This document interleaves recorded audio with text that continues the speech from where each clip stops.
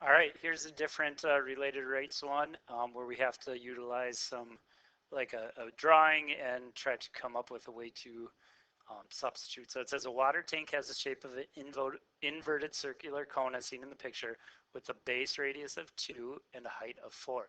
If the water is being pumped into the tank at a rate of 2 meters per minute, or meters cubed per minute, find the rate at which the water level is rising when the water is 3 meters deep. Let's do the same as we've done before. Let's get our know and show on here and what that connecting equation is. So uh, we're talking about water in a cone, so that's volume of a cone. Our related equation here is volume of a cone then, and this would be one they should give you. If not, you could look it up.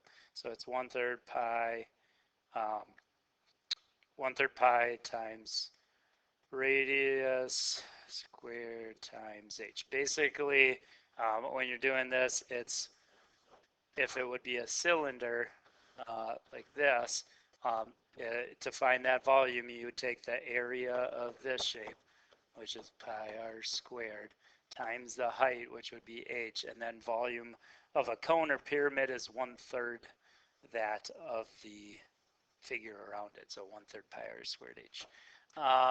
What else do we know here going through the problem?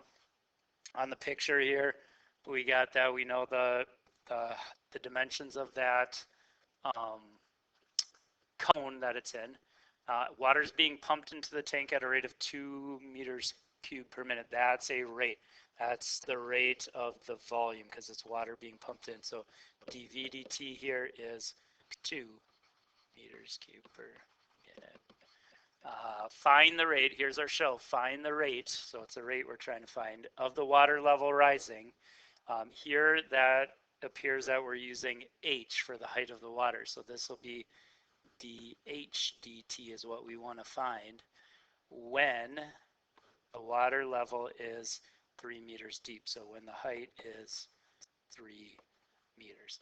All our units are matching, so we're good there. So now we got to differentiate this. The problem with doing that is we don't want to do that right now. We got two variables here. And having two variables in these problems is not good because then you got two rates that you're going to end up with. And we know nothing in this problem about dr dt. So that would be a problem and we won't be able to solve. So our goal is we need to eliminate either r or h, preferably r out of this one because we don't know dr dt. So is there a way to eliminate r? And that's where this picture comes in and that dimension, the dimensions of the cone that we know about. Because the water in this cone is going to have the same similar figure as the tank, the cone tank. So we're going to utilize these similar triangles to figure out what we know about the water here. So we're going to use these two similar triangles.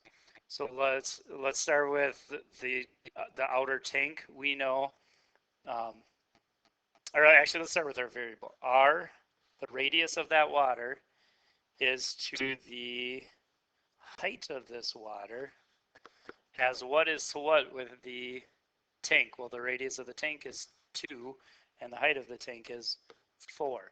So if we cross multiply or multiply that h over to the other side, what we find is the rate here equals 2 over 4 is the same as 1/2 the height.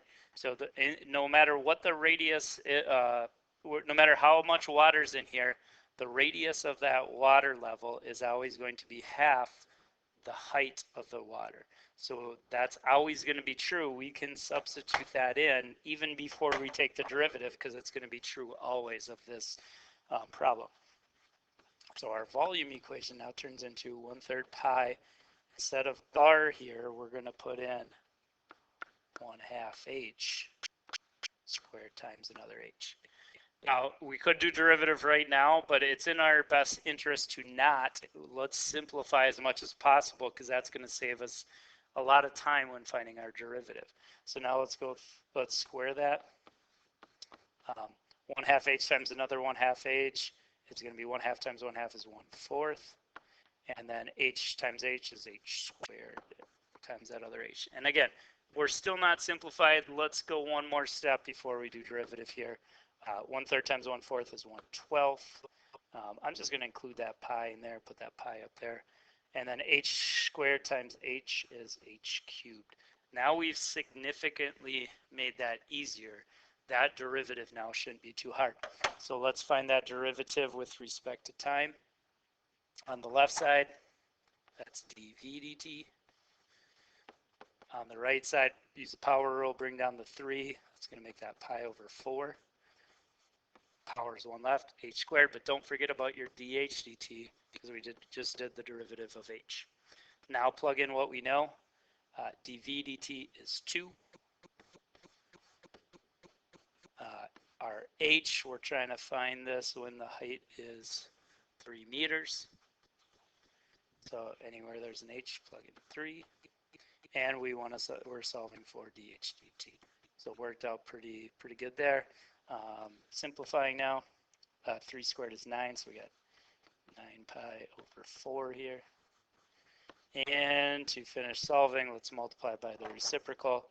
So we'll multiply by 4 over 9 pi. And that leaves us with an answer here for dh dt of 8 over 9 pi. And the units on this were in meters for the height and minutes. Minutes for that. That would be our exact answer. And if you needed to find the approximate, just use the calculator.